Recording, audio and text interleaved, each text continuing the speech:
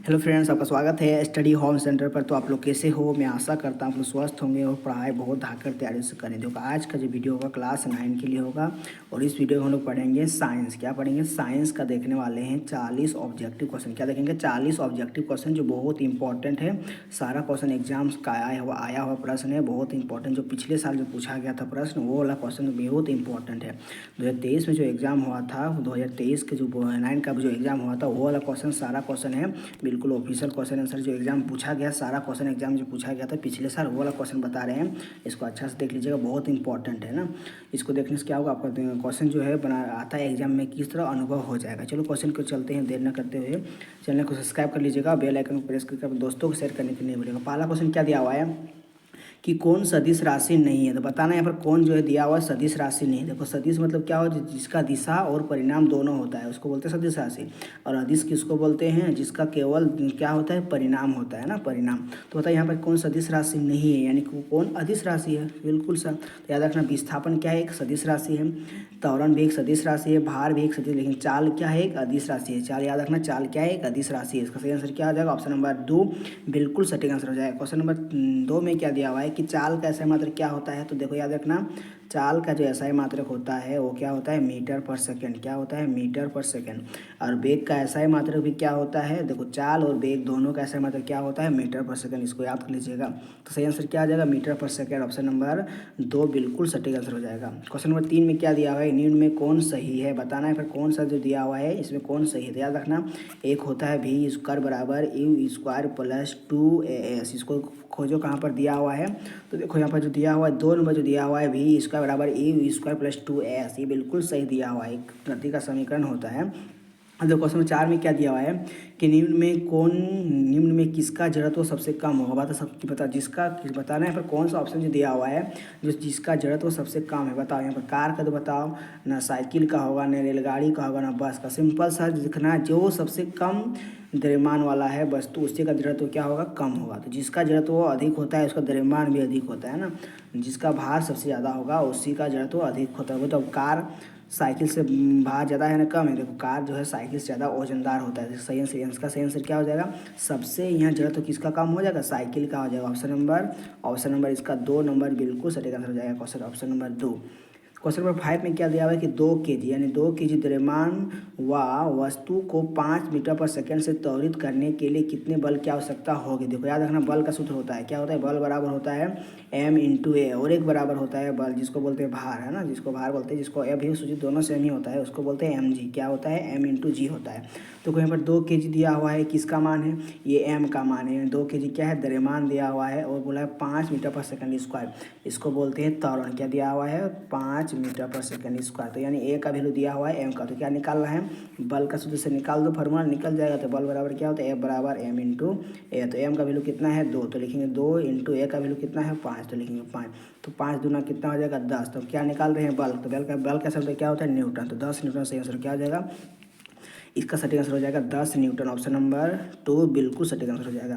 Question number 6 में क्या दिया हुआ है, किसी गतिशील पिंड का वेग आधा करने से उसका संवेग हो जाता है। उसका संवेग क्या हो जाता है, इसको याद रखना। देखो संवेग का सूत्र क्या होता है, यानी जिसको बोलते हैं पी बराबर क्या होता है m×v, यानी द्रव्यमान और वेग के गुणनफल को क्या बोलते हैं, त्वरण बोलते हैं, संवेग बोलते हैं। अब बोल रहा है v का वैल्यू क्या कर देना है, आधा करना है। v का वैल्यू क्या कर देना है, आधा कर देना है, आधा कर दो, v/2 हो जाएगा। अब जो है जहाँ पर v है इसको v/2 बैठा दो, तो क्या हो जाएगा, p बराबर m×v/2 होगा कि नहीं। देखो v की जगह में क्या बैठा दिए, v/2 बैठा दिए, तो गुना करो, mv क्या हो जाएगा, m/v/2 होगा कि नहीं, यानी इसका क्या होगा, संवेग जो होगा आधा हो जाएगा। सही आंसर क्या हो जाएगा, ऑप्शन नंबर 2 बिल्कुल सटीक आंसर हो जाएगा। क्वेश्चन नंबर 7 में क्या दिया हुआ है, क्वेश्चन नंबर 7 जो बोला है कि सभी ग्रह सूर्य की परिक्रमा करते हैं, क्या कारण होता है इसका। देखो सभी ग्रह जो होते हैं सूर्य की परिक्रमा करते हैं, किसके कारण से, गुरुत्वाकर्षण बल के कारण से। किसके कारण, गुरुत्वाकर्षण बल से होता है ऐसा। ऑप्शन नंबर 1 बिल्कुल सटीक आंसर हो जाएगा। क्वेश्चन नंबर 8 में क्या दिया हुआ है, 98 न्यूटन। क्या दिया हुआ है मेरा, 98 न्यूटन के भार के पिंड का द्रव्यमान क्या होगा, हमको क्या निकालना है, द्रव्यमान। सूत्र क्या होता है, एफ बराबर क्या अभी बोले थे, एफ बराबर होता है m×g भी होता है, और एफ बराबर बराबर क्या होता है एम इंटू ए भी होता है। तो भार दे दिया हुआ है तो बोले थे भार के लिए सूत्र क्या होता है एफ बराबर एम इंटू जी होता है। यदि पूछेगा बल तो बल के लिए होता है एफ इंटू एफ बराबर एम इंटू ए होता है। भार पूछा तो एफ बराबर फार्मूला क्या हो जाएगा एफ बराबर एम इंटू जी। तो देखेंगे एफ कितना दिया हुआ है मेरा 98 न्यूटन, यानी पहले से दिया है मेरा 98। बल का मान कितना आ गया है मेरा 98। तो क्या निकालना है भार द्रव्यमान निकालना है। सिंपल सा लॉजिक लिखना है कि एफ बराबर एम इंटू क्या हो जाएगा जी। एफ का वैल्यू मेरे कितना आया है 98, हमको एम निकालना है और हम क्या जानते हैं जी का वैल्यू 9.8 होता है कि नहीं सर, ना होता है सर। अब एम का वैल्यू निकालेंगे तो लिखेंगे एम बराबर क्या हो जाएगा ना 98 बटा क्या हो जाएगा 98 बटा 9.8। इसको पॉइंट को हटाएंगे तो 0 हो जाएगा। अब इसको काटेंगे तो कितना है 10 बार में कट जाएगा, कितने बार में 10 बार में है ना। तो सही आंसर क्या आ जाएगा 10 kg। क्या होगा 10 kg, इसका बिल्कुल सटीक आंसर हो जाएगा।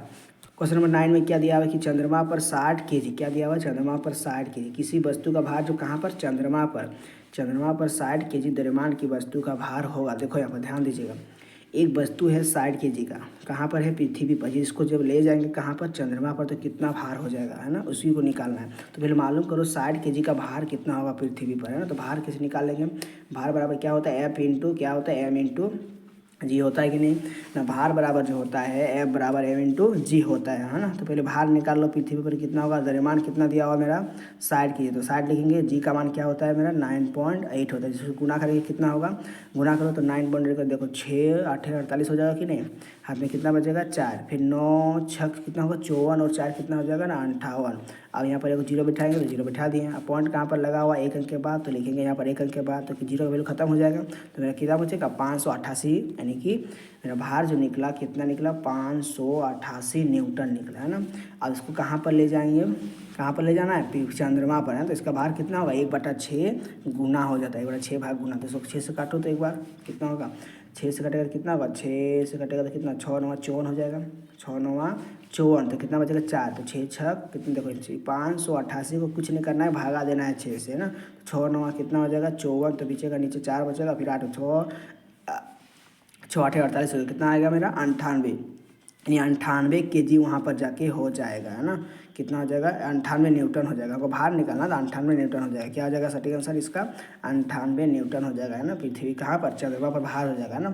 कोई वस्तु यहाँ पर मेरा 60 kg है, जिसका पृथ्वी पर भार कितना होता है 588 न्यूटन भार होता है। और जब इसको कहाँ ले जाएंगे चंद्रमा पर तो कितना भार हो जाएगा वहाँ पर ना, वहाँ पर हो जाएगा मेरा कितना भी निकाल लेते 98 न्यूटन भार हो जाएगा है ना। 1/6 भाग गुना हो जाता है ना। इसका सही आंसर क्या आ जाएगा ऑप्शन नंबर 1 बिल्कुल सटीक आंसर है। क्वेश्चन नंबर 10 में क्या दिया हुआ है कि निम्न में कौन सही है, मालूम करना है यहाँ पर कौन जो फार्मूला दिया सही दिया। याद रखना कार्य बराबर, यहाँ पर कार्य का सब दिया, देखो सब में कार्य का दिया हुआ है फार्मूला। याद रखना कार्य बराबर क्या होता है, कार्य बराबर क्या होता है बल इंटू विस्थापन। क्या होता है बल इंटू विस्थापन है ना। तो बल को बोलते हैं एफ से और इंटू विस्थापन को बोलते हैं एस से। तो याद रखना। तो यहाँ पर खोजो कहाँ पर दिया हुआ है कार्य बराबर बल इंटू विस्थापन, ऑप्शन नंबर 2 बिल्कुल सटीक आंसर हो जाएगा। क्वेश्चन नंबर 11 में क्या दिया हुआ है कि शक्ति का मात्रक क्या होता है। याद रखना शक्ति का ऐसा मात्रक बराबर होता है वाट। क्या होता है वाट। सही आंसर क्या हो जाएगा ऑप्शन नंबर हो जाएगा बी, बिल्कुल सटीक आंसर हो जाएगा। क्वेश्चन नंबर 12 में क्या दिया हुआ है कि ध्वनि का वेग किसमें अधिक होता है तो ठोस में होता है। याद रखना ध्वनि का जो होगा सबसे अधिक वेग कहाँ होता है ठोस में, कहाँ होता है ठोस में। ऑप्शन नंबर 1 बिल्कुल सटीक आंसर हो जाएगा।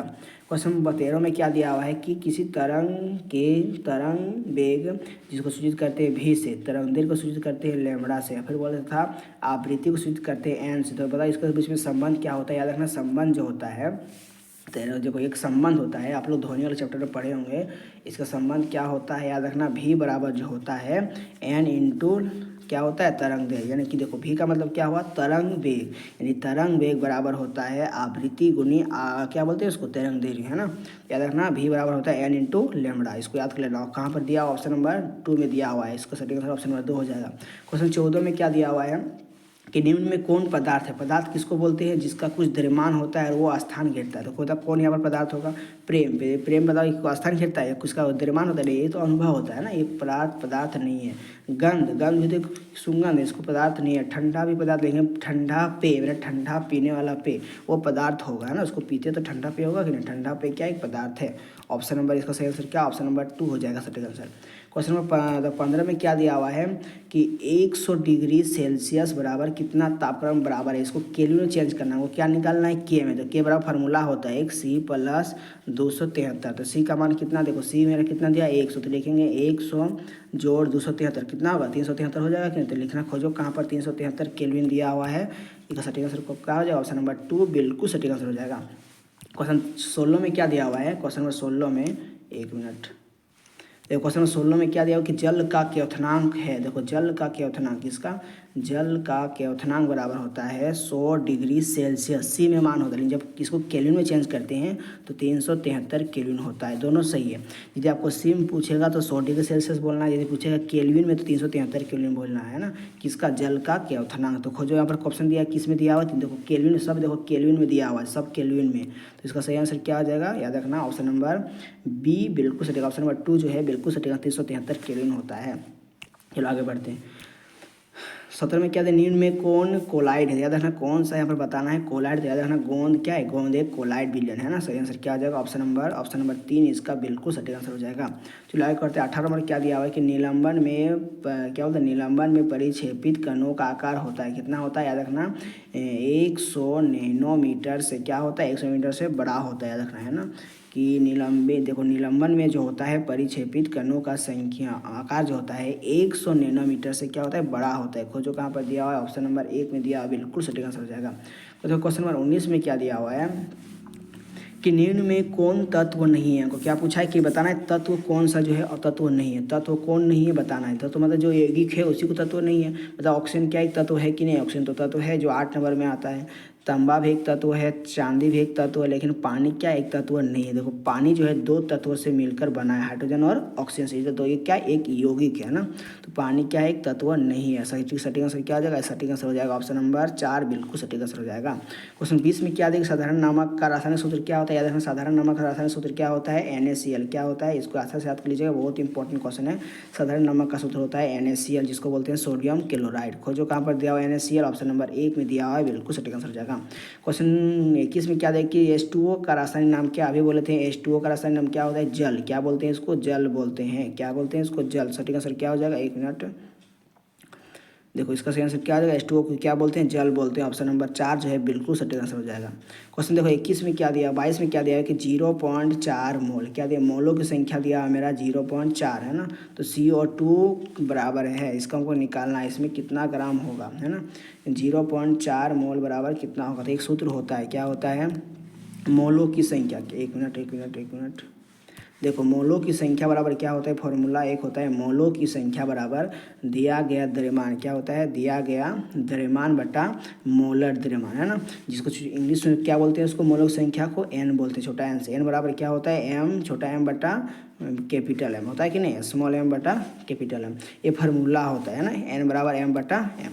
देखो n बराबर होता है छोटा m, नीचे लिखना है कैपिटल में और ऊपर लिखना है स्मॉल में ना। तो n का वैल्यू मेरा दिया हुआ है, मोलों की संख्या कितना दिया हुआ है 0.4, तो लिखेंगे 0.4 बराबर m का वैल्यू दिया हुआ है, ग्राम में नहीं दिया हुआ है, इसको निकालना है हमको, बट्टा में मोलर द्रव्यमान भी निकल जाएगा। देखो CO2 दिया हुआ है, इसको मोलर द्रव्यमान कितना होगा, नहीं तो सी, देखो CO2 मतलब C का कितना नंबर आता है 6 नंबर, इसका द्रव्यमान संख्या कितना होता है 12 होता है, प्लस O का मतलब क्या हो ऑक्सीजन, इसका द्रव्यमान संख्या कितना होता है ऑक्सीजन का ना, इसका द्रव्यमान संख्या 16 होता है। कि देखो ऑक्सीजन कितना 2 बार, तो लिखेंगे 2 से गुना कर देंगे, तो 12 प्लस 16 दूना 32 का द्रव्यमान संख्या कितना होगा, 2 और 2 कितना 4 हो जाएगा, 3 और 1 कितना 4, यानी कि द्रव्यमान संख्या कितना होता है, मोलर द्रव्यमान कितना होता है 44 ग्राम होता है। तो लिखेंगे नीचे कितना लिखेंगे 44 ग्राम होता है, किसका मोलर द्रव्यमान, क्या बोलते हैं CO2 का। तो इसको गुना कर दो, इसके साथ हो जाएगा आंसर, गुना करो 0.4 को 44 को गुना करो 0.4 से, तो आंसर निकल जाएगा। तो m बराबर मेरा क्या हो जाएगा, लिखना है यहाँ पर m बराबर 0.4 गुनी 44 गुना करो, 4 चौका 16 के 4 चौका 16 के 6, हाथ में कितना बचेगा 1, फिर 4 16 और 1 17, तो लिखेंगे 17। अब पॉइंट कहाँ लगाएंगे ना, 1 अंक के बाद, एक में पॉइंट लगाने कितना हो जाएगा 17.6 ग्राम हो जाएगा। खोजो कहाँ पर दिया, ऑप्शन नंबर बी में दिया हुआ है, बिल्कुल सटीक आंसर है। क्वेश्चन नंबर 23 में क्या दिया हुआ है कि जीरो क्या बोलते हैं 6.022 इंटू 10⁻23 कणों के समूह को क्या कहते हैं, इसको बोलते हैं। देखो ये वाला जो होता है इसको मोल के बराबर होता है, किसके बराबर होता है ना, इतना अवोगाद्रो संख्या बराबर 1 मोल होता है। तो खोजो कहाँ पर दिया है मोल, सही आंसर क्या आ जाएगा, ऑप्शन नंबर 1 बिल्कुल सटीक आंसर हो जाएगा। क्वेश्चन नंबर 24 में क्या दिया हुआ है कि मैग्नीशियम की परमाणु संख्या 12 है। क्या बोला है मैग्नीशियम, इसको बोलते हैं Mg, इसकी परमाणु संख्या कितना दिया हुआ 12। तो ये बता इसकी संयोजकता कितनी होगा, तो बहुत इंपॉर्टेंट क्वेश्चन है। इसको सभी पहले इसको इलेक्ट्रॉनिक विन्यास बांटो 12 को, तो 12 का इलेक्ट्रॉनिक में कितना होगा KLMn में बांटो। तो पहले ए लेगा 2 तो कितना बचेगा 10 को बचेगा। इसके पास देखो टोटल 12 है, इसके पास 2 को ले लिया परमाणु इसको, तो बचा कितना 10। इसको देगा 8 तो कितना बचा, फिर अभी 2 बचेगा, इसको 2 देगा। देखो इसको खाने की क्षमता 2 होती है, इसको 8 होती है, इसको भी 8 इसको भी 8 है ना। तो ये देखो ये 2 लिया पेट भर गया, ये भी लिया 8 इसका पेट भर गया, तो बच्चा कितना अभी 2 को बचा, तो कितना इसको 2 देगा। तो बाहर में क्या है मेरा 2, तो संयोजकता क्या हो जाएगा 2 हो जाएगा। क्या हो जाएगा ऑप्शन नंबर 2 बिल्कुल सटीक आंसर हो जाएगा, 2 हो जाएगा संयुक्त है ना। देखो क्वेश्चन नंबर 25 में क्या दिया हुआ है कि ऑक्सीजन, क्या बोला ऑक्सीजन का सही इलेक्ट्रॉनिक विन्यास निम्न में से कौन है। मैंने ऑक्सीजन बता कितना नंबर आता है 8 नंबर, इसको हम बांटना है KLMn बांटो, इसका बता कौन ऑप्शन सही हो जाएगा ना। तो बता इसके पास 8 रोटी है ना, 8 में से इसका खाने की क्षमता 2 है, तो 2 खा जाएगा, ये पूरा पेट भर जाएगा। इसका फिर कितना बचेगा 6, तो 6 किसको देगा ना L को देगा, तभी इसका पेट अभी खाली है 2 है ना। इसका इलेक्ट्रॉनिक क्या हो जाएगा 2 और 6 खोजो कहाँ पर दिया है 2,6, ये वाला इलेक्ट्रॉनिक विन्यास हो जाएगा। ऑप्शन नंबर 2 बिल्कुल सटीक आंसर है। क्वेश्चन नंबर 30 में क्या दिया हुआ है कि यदि किसी तत्व का परमाणु क्रमांक A तथा परमाणु द्रव्यमान Z है तो उसके परमाणु में उपस्थित न्यूट्रॉनों की संख्या कितना होगा। तो न्यूट्रॉन संख्या क्या होता है, देखो न्यूट्रॉन संख्या कैसे निकालते हैं, न्यूट्रॉन संख्या मतलब जिसको बोलते हैं N, कैसे निकालते हैं ना, परमाणु संख्या को जोड़ते हैं किसके साथ, नहीं द्रव्यमान संख्या को घटाते हैं, द्रव्यमान संख्या को घटाते हैं किसके साथ ना, परमाणु संख्या के साथ। तो वह क्या निकलता है प्रोटॉन संख्या न्यूट्रॉन संख्या निकलता है ना। देखो याद रखना द्रव्यमान संख्या बराबर होता है, याद रखना द्रव्यमान संख्या कैसे निकालते हैं ना, प्रोटॉन संख्या प्लस न्यूट्रॉन संख्या होता है, फार्मूला होता है, क्या होता है क्या बोलते हैं इसको द्रव्यमान संख्या, जिसको परमाणु द्रव्यमान भी बोलते हैं। जेड बराबर क्या हुआ परमाणु द्रव्यमान बराबर होता है प्रोटॉन संख्या प्लस न्यूट्रॉन संख्या, या तो फिर यहाँ इसको प्रोटॉन संख्या बोलो चाहे यहाँ पर परमाणु संख्या बोलो, बात बराबर, दोनों को योग लिख सकते हैं। प्रोटॉन संख्या लिखो चाहे क्या लिख सकते हैं उसको परमाणु संख्या भी लिख सकते हैं, इसको एस यूज करते हैं ना। तो इस फार्मूला क्या होता है जेड बराबर A + N होता है। हमको क्या निकालना है न्यूट्रॉन संख्या, तो N बराबर क्या हो जाएगा ना Z - A हो जाएगा। बस खोजो कहाँ पर दिया ऑप्शन नंबर 3 बिल्कुल सटीक आंसर हो जाएगा। क्वेश्चन 27 में क्या दिया हुआ है कि जीवन की मौलिक इकाई क्या है, बहुत इंपॉर्टेंट क्वेश्चन है। सही आंसर क्या हो जाएगा कोशिका, क्या है बोला कोशिका, बिल्कुल सटीक आंसर है। क्वेश्चन नंबर 28 में क्या दिया हुआ है, क्वेश्चन 28 में दिया हुआ है कि कोशिका का पावर हाउस किसे कहते हैं, बहुत इंपॉर्टेंट, पावर हाउस मतलब बिजली घर, किसको बोलते हैं ना, माइटोकॉन्ड्रिया को बोलते हैं बिजली घर। ऑप्शन नंबर 1 बिल्कुल सटीक आंसर हो जाएगा। क्वेश्चन 29 में क्या दिया है कोशिका के अंदर प्रोटीन का संश्लेषण कहाँ होता है, बहुत इंपॉर्टेंट क्वेश्चन है, एग्जाम पूछ सकता है कि कोशिका में जो होता है प्रोटीन का संश्लेषण कहाँ होता है, तो राइबोसोम में होता है। कहाँ होता है राइबोसोम में। ऑप्शन नंबर क्या हो जाएगा ऑप्शन नंबर इसका 2 नंबर जो है बिल्कुल सटीक आंसर है। जितना क्वेश्चन बता रहे हैं सब पिछले साल का पूछा गया प्रश्न है, बिल्कुल वही क्वेश्चन को हमें लिख लिया यहाँ पर बता रहे हैं ना। तो यहाँ पर ऑफिशियल क्वेश्चन आंसर है। 30 में क्या दिया हुआ है कि कॉर्क कोशिका में पाया जाता है, कॉर्क कोशिका में क्या पाया जाता है, कॉर्क कोशिका में जो होता है उसमें क्या पाया जाता है सुब्रीन पाया जाता है, क्या कहते हैं सुब्रीन पाया जाता है। खोजो कहाँ पर दिया हुआ है ऑप्शन नंबर 1 बिल्कुल सटीक आंसर हो जाएगा। क्वेश्चन नंबर देखो 31 में क्या दिया हुआ है कि ऑप्शन नंबर 31 में दिया है कि ट्रेकिया और अंडवाहिनी में पाए जाने वाले उत्तक है। देखो क्या बोलते हैं ट्रेकिया और अंडवाहिनी में पाए जाने वाले उत्तक का नाम बताना है, कौन कौन सा उत्तक पाया जाता है, कौन सा उसमें उत्तक पाया जाता है। तो याद रखिएगा कौन सा उत्तक पाया जाता है पश्माभी, क्या बोलते हैं उसको पश्माभी एपिथेलियम है ना, पश्माभी एपिथेलियम पाया जाता है। ऑप्शन नंबर जो 3 में दिया हुआ है बिल्कुल सटीक आंसर हो जाएगा, पश्माभी एपिथेलियम उत्तक पाया जाता है। क्वेश्चन 32 में क्या दिया हुआ है कि पौधों में जड़ और तने की मोटाई किस उत्तक के कारण बढ़ती है। क्या बोला है कि पौधे क्या बोलते हैं पौधों, बहुत इंपॉर्टेंट क्वेश्चन है। 32 नंबर क्वेश्चन इस बार भी आ सकता है, बहुत इंपॉर्टेंट क्वेश्चन है, एकदम बहुत इंपॉर्टेंट क्वेश्चन है। देखो पौधों में जड़ और तने की मोटाई जो होती है किस उत्तक के कारण बढ़ती है। देखो बहुत सारा पौधा होता है जिसका तना मोटा कैसे होता है, किस उत्तक के कारण, तो पेड़ जो होता है मोटा होते जाता है ना, तना और जड़ में मोटा होते जाता है किस उत्तक के कारण। तो याद रखना वो उत्तक कौन सा उत्तक हो जाएगा, याद रखना उसको बोलते हैं कैम्बियम ऊतक है ना, इसके कारण क्या होता है, पौधे के जड़ और तना क्या होते हैं, मोटाई बढ़ जाते हैं। किसके कारण, कैम्बियम के ऊतक कारण है ना। उसका सही आंसर क्या है, ऑप्शन नंबर 1 बिल्कुल सटीक आंसर हो जाएगा। क्वेश्चन देखो नेक्स्ट क्वेश्चन क्या है, 33 में दिया हुआ है कि मेढक के हृदय में कितने कच्छ होते हैं। देखो मेढक के जो होते हैं हृदय में कितने कच्छ होते हैं टोटल, क्वेश्चन नंबर 33 का सटीक आंसर हो जाएगा। याद रखना मेढक के हृदय में टोटल कच्छ कितना होता है, तो याद रखना 3 होता है। कितना कच्छ होता है, तीनों कच्छ होता है, 3 कच्छ में बटा होता है ना, 3 कच्छ में।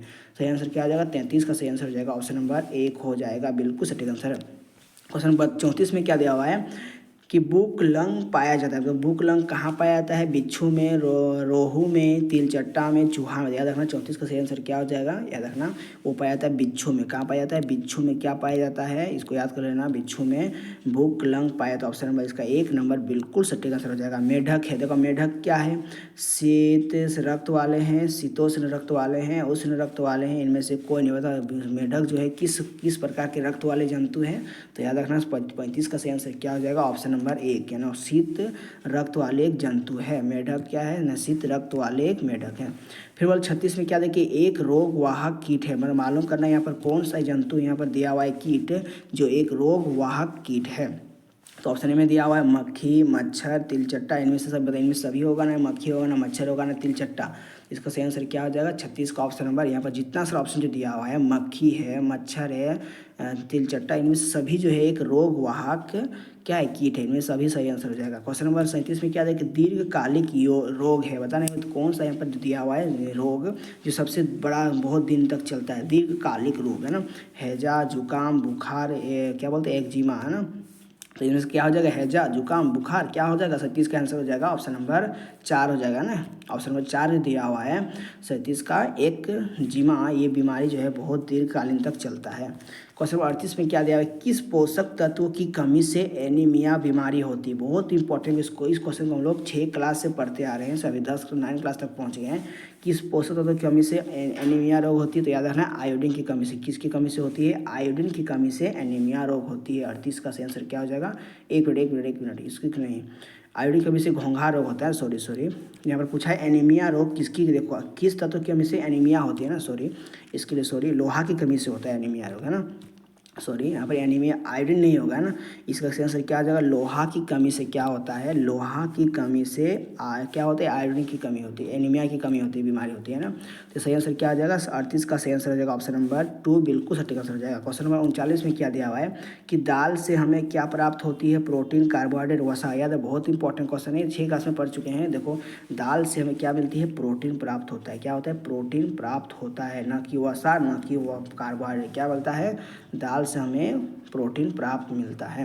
क्वेश्चन 40 में क्या है, अंतिम क्वेश्चन है दोस्तों, चैनल को सब्सक्राइब कर लीजिएगा, अपने दोस्तों को शेयर कीजिएगा।